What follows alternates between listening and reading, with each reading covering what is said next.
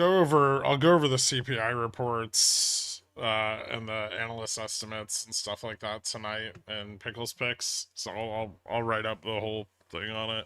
So futures tried to break out of its expanding descending wedge. It started forming this morning. Bear flag broke down at the very end of the day, and even at close, still failed to recover the trend. Probably will either sit here or we're going to get dragged down into more of the positioning overnight. Either way that shakes out, it probably won't happen until after futures reopen. The broader scheme of things, I mean, this is pretty bearish, right? We didn't break up from the bull flag today. We didn't regain the, we didn't even regain the 51.25 level, let alone the 51.50 level. So not a lot of bullish interest out of the money. We have a little bit at the 51 like 25 through 30 strikes for tomorrow, but puts are pretty loaded from like 51.10 all the way down to like 50.75. So I would say as far as the neutral positioning goes into CPI tomorrow, the expectations are pretty bearish. RSP had a decent day today, despite SPX shitting the bed.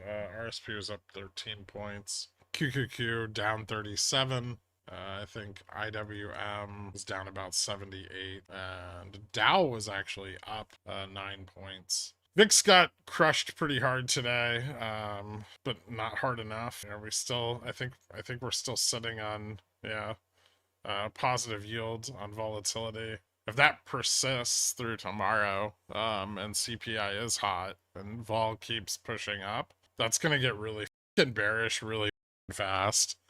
So keep an eye on that, I guess. Core bouncing back today. Looks like bond vol's up a bit. Core 1 month is up as well. Dollar recovered a little bit towards the end of the day, and then kind of found some resistance where it's now triple topped. I think that's around like the 102.90 level. And yields up a little bit on the back half of the day, mostly on the 2 and the 5 year. Broad commodities moved up a little, not very much, but up from where they opened. That probably not any positive impact on BTU there really. Skews down again, so a little bit more tail risk interest yesterday. Still a lot of the S&P above the 20-day average. Actually, well, new week starting today, but correlation has moved more negative as of today than it was at the close of last week between VIX futures and spot VIX. So they're pushing back against it. It's just they haven't been very successful in doing that. And from this morning till now, we priced out about 5 points of rate cuts for 2024. So not a lot of changes. I know inflation expectations were a little bit higher on the Fed report from like the consumer inflation expectations from the New York Fed. No tail on the 3 year. So not a lot of volatility off of that. Mostly today is just setting up for tomorrow. So tomorrow morning, we're going to be looking for CPI and seeing how hot it is. And that's going to be in the pre-market.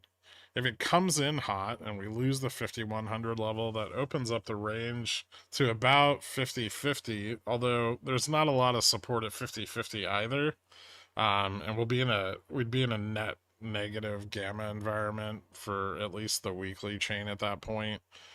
So a sell off to 50 could potentially sell off to 5,000. 5,000's the crux of everything. That's where that big synth long position is of like 1.5 million contracts. And so losing 5,000 is a very big deal, but losing 5,100's not that big of a deal as far as like bearish momentum goes. If we break to the upside, I think we need to clear like 5130 still in order to get that breakout and test 50, and then 50 to 75 is still pretty weak, but there's a little bit of a ramp there. It would need to expand tomorrow, and more interest would have to pick up in those strikes in order to move higher, but it could.